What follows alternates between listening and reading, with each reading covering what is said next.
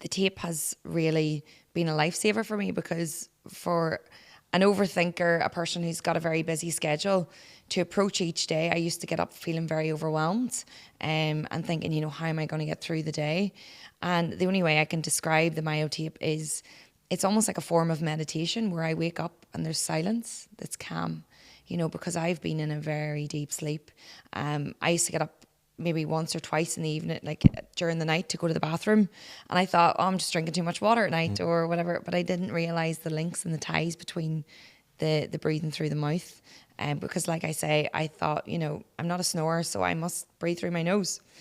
Is there, through the mouth taping, is it possible to change the bad habits that we've created as a 32-year-old? And I notice it myself. I am definitely breathing more through the nose throughout the day. But if I don't tape, maybe for a week or two, if I'm away on holidays or I forgot to pack it, which I don't usually do, I'm pretty good at remembering. But there's times where I'll wake up the next morning and go, I forgot to put my tape on last night. And I know that my mouth is nearly wired shut. But if I let that go for long periods of time, is there... What I'm trying to work out is, can we change this behaviour pattern? Sure. I started taping myself in 1998. I was a chronic mouth breather, waking up with a dry mouth. I was a heavy snorer. I was told I had sleep apnea. I was quite tired. And I read about it in a newspaper article.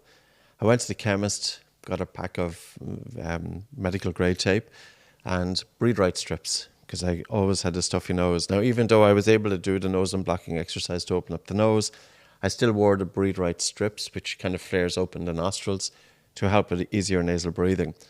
And I remember the first time waking up in the morning, I don't notice a massive difference in my sleep the first night, but I kept nose breathing the second day, repeated again the second day, wore the breathe right strip, wore the tape across the mouth. Woke up the second morning, my sleep was incredible. I was in a concentrated state. I never had experienced that, or at least I never had remembered experiencing it. I still tape. I taped last night. Mm-hmm. Now, people might think that's kind of strange. It's 25 years of getting the mouth closed during sleep. For me, I think it just became a habit or a crutch.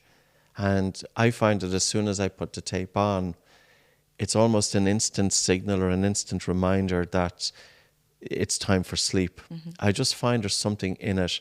Now, there has been times, if I'm away or whatever, and I'd forgotten about it, that generally the mouth is closed. But I do think it's one of those things, how we breathe as a child, and I was a mouth-breathing kid. It's pretty common with children. 25 to 50% of kids, studied children, are persistent mouth breathers. That causes craniofacial changes. So, for example, I've got a high palate.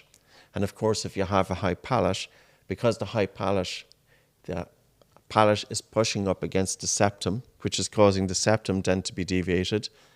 Because the child has the mouth open, the tongue isn't resting in the roof of the mouth. This results in a narrow facial structure.